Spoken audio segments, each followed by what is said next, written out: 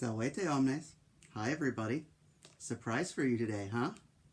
And I don't just mean me, because I'm going to read you in English a story from D'Alaire's book of Greek myths about sickness and healing. So I hope you enjoy it. Hyde Park School people. So, it's nice and short, but you guys have got to see the cool picture first. Our story is about Asclepius. And if you don't know who he is, you're about to find out. No worries. So, settle in. Relax. Get a snack. Although it really won't be that long of a story, I'm sorry. It's actually only one page. But I think you'll like it anyway. So, if you're all settled in, listen. Let's begin. Asclepius grew up in Chiron's cave, raised with loving care, and being the son of Apollo, he soon surpassed his foster father in his knowledge of healing the sick. And you guys remember who Apollo is, right? Bow and arrow, light of the sun, heals people. So you know his son's going to be good at medicine. And if you hear that strange noise in the background, that's our cat Seamus doing all kinds of unspeakable attacks on our curtains. Anyway, back to the story. When he was grown, that is, Asclepius, when he was grown, he left Chiron's cave and went down from the mountain to help the people of Greece. He became the first great physician. People flocked to him from far and near, and many who came on crutches went away skipping, singing, and dancing. His patients adored him and showered treasures upon him, and it wasn't long before they worshipped him as if he was a god and built temples in his honor. Asclepius put beds in his temples, and they became the first hospitals, at least in ancient Greece. There he went about from bed to bed, pleased to be looked upon as a god, leading on a staff with two entwined sacred serpents. And you guys have probably seen something like this, right? Sometimes if you're looking at pictures where there are doctors, it'll be the big staff and sort of two little wings coming off the side and the two snakes around it. Anyway, the story continues.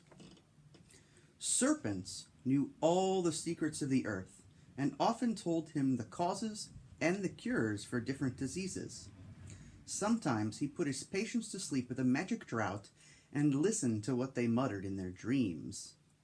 Their words often revealed to him what caused their ailments, and he could then find a cure for them. You had to have heard the cat this time. Now he's crawling under my bed. But back to the story. Asclepius had a wife and 7 children, and all the children followed in their father's footsteps. His sons were his physician assistants, and his daughters were his nurses. Hygeia, or Hugeia, means health in ancient Greek. One of his daughters washed and scrubbed her patients from morning to night, and it was a marvel to see how fast they regained their health. But before Hygeia's time, it was thought that soap and water would kill sick people. I'm glad we live now. Asclepius grew famous, rich, and pink-faced. And as time went on, he grew so skilled in his art that he could even bring the dead back to life. Spooky! No, it would have been a good thing. Well, it was, but we'll see what happens now. The Fates became so upset and complained to Zeus that when they measured and clipped the threads of life in vain, the human souls did not perish. Hades too was angry, for he was being cheated out of those dead souls. Apollo pointed out to Zeus how much good his son was doing for mankind, however, and for a while Zeus was lenient. But when Asclepius accepted gold for bringing the dead back to life, Zeus became angry and hurled a thunderbolt at him. Womp-bump-ba-da. Nothing but a small heap of ashes was left of Asclepius, the first great doctor. But his temples and his teachings of medical science remained, and the gods put his image among the stars as one of the constellations. But Apollo, his father, was furious with Zeus for killing his son and wanted vengeance. He did not dare to raise his hand, however, against his mighty father Zeus. He knew he could not best him in battle.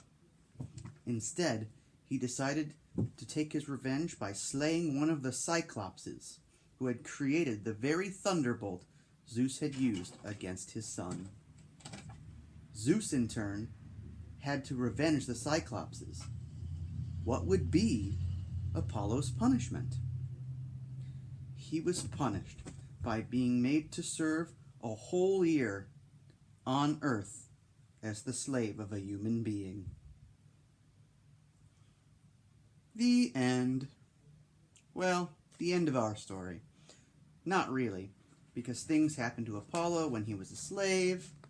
Later on, you can learn about the 9 Muses.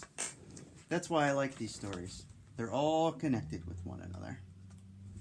But that having been said, I think it's about time for me to go. However, I think I need to wrangle a cat for you, eh?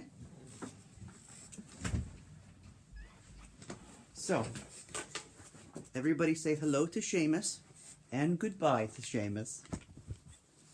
Have fun. Oh. Have fun. I hope you enjoyed the story. Walete.